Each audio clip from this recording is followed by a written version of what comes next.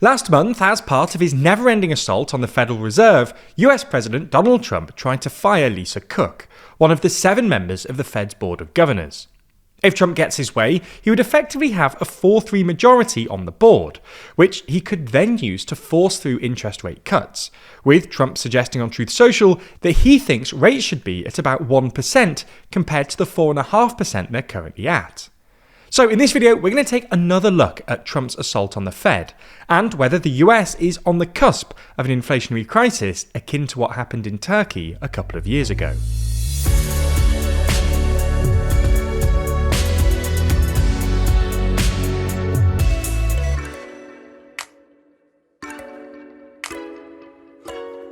Never miss an episode, and always feel in the loop by subscribing and ringing the bell. So let's start by quickly explaining what central bank independence is.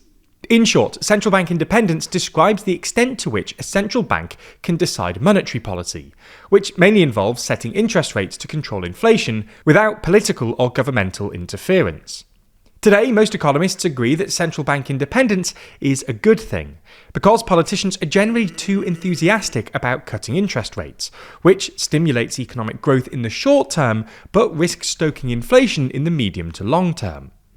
This bias towards lower rates means that, when politicians control monetary policy, they have a habit of pushing inflation up to dangerous and ultimately destabilizing levels, which is why economists generally prefer independent central banks.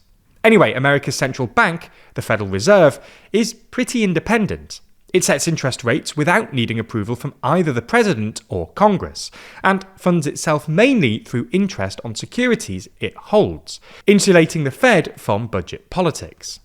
While the 7 members of the Board of Governors, who collectively make most decisions at the Fed, do need to be appointed by the President and confirmed by the Senate, they serve 14-year terms, designed to span multiple presidencies and therefore reduce political influence. Governors are also pretty hard to fire. Under the Federal Reserve Act of 1913, governors can only be fired for cause. In other words, they have to actually do something wrong, and can't be fired merely because the President or Congress disagrees with their policy choices.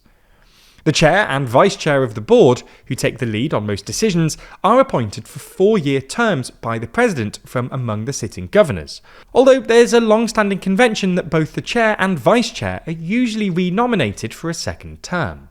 Anyway, Trump apparently isn't a big believer in central bank independence. In his first term, Trump broke with convention by refusing to reappoint Obama's Fed chair, Janet Yellen, instead replacing her with incumbent chair Jerome Powell, and then getting angry when Powell didn't immediately cut rates. The Trump-Powell feud reignited in Trump's second term, with Trump regularly attacking Powell for not cutting rates, and Powell refusing to cut rates on the grounds that he sees outstanding inflationary risks to the US economy, most notably Trump's tariffs. Trump openly flirted with trying to fire Powell earlier this year, including by trying to blame him for the spiralling cost of renovations at the Federal Reserve building, but ultimately gave up on the idea, both because Powell stubbornly refused to bow to Trump's pressure and because it became clear that markets would revolt if Powell was forced out. However, Trump's assault on the Fed resumed a couple of weeks ago, when he tried to fire Lisa Cook, a governor appointed by Biden in 2022. Trump cited a letter published a few days earlier by Bill Pulte, the head of the Federal Housing Finance Agency and a staunch Trump supporter, which alleged that Cook had falsified bank documents and property records by designating 2 separate properties, both her primary residences, back in 2021, before she joined the Fed. Cook has challenged Trump's attempt in the courts, but if Cook is forced out, Trump would then be able to replace her with a more loyal appointee, effectively giving Trump a 4-3 majority on the 7-member board. He appointed 2 governors in his first term, who have since signalled agreement with Trump's interpretation of monetary policy, and is about to appoint a 3rd after another governor abruptly resigned last month. Now, a 4-3 majority on the board wouldn't itself allow Trump to cut interest rates, because interest rate decisions are made by the Federal Open Market Committee, which comprises the 7 members of the board and 5 of the 12 regional Federal Reserve Bank presidents, who vote on the committee on a rotating basis. However, all 12 regional bank presidents are due to be reappointed in February 2026, and their reappointment could technically be vetoed by a mere majority of the board.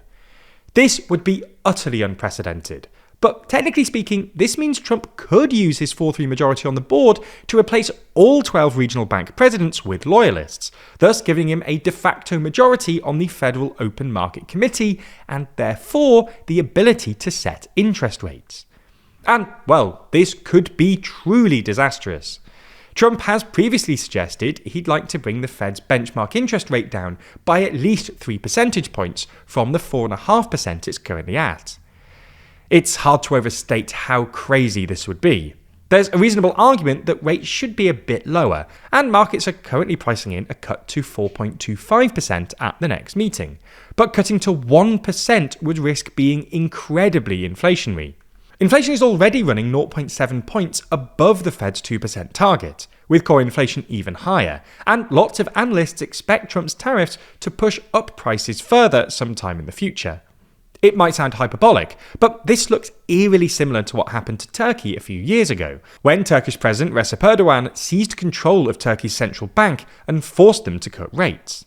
Low interest rates triggered an inflationary crisis that was exacerbated by a sell-off in the lira in response to Erdogan's assault on the central bank's independence. And between 2022 and 2025, year-on-year inflation averaged about 50%, while the lira lost 70% of its value against the dollar. The US obviously isn't at this point yet, but Turkey is a relevant cautionary tale, and it's worth noting that the dollar has fallen markedly since Trump tried to fire Cook. Now, we should say there's a good chance Trump's attempted firing of Lisa Cook is ultimately blocked by the courts. The allegations against her haven't been substantiated, and even if Cook did put both properties down as her primary residence, this wouldn't necessarily be enough for a conviction. Even if Cook was convicted, it's not obvious this would be sufficient. Most legal experts think the for cause clause in the Federal Reserve Act applies exclusively to professional, not personal misconduct. Nonetheless, the courts have struggled to meaningfully resist Trump so far, and even if Cook survives, it's clear this won't be the end of Trump's campaign against the Fed. Now, when you're diving into complicated topics such as this, it's quite easy to get caught up in what you know without even missing a beat.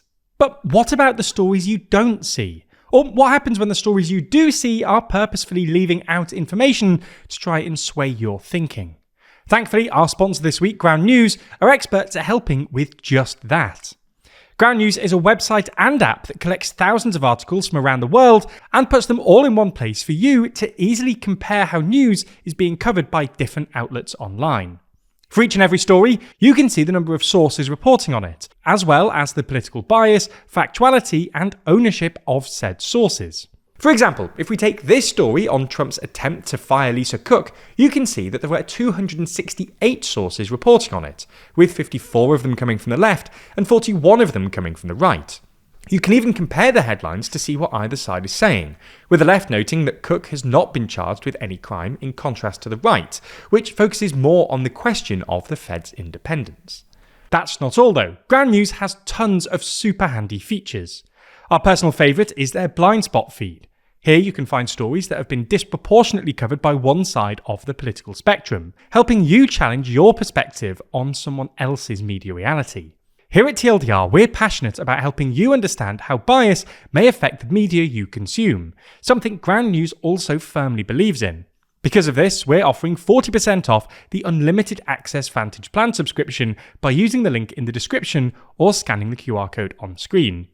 You can only access this discount through our link, so make sure you go to ground.news/TLDR or click the link in the description to get started today.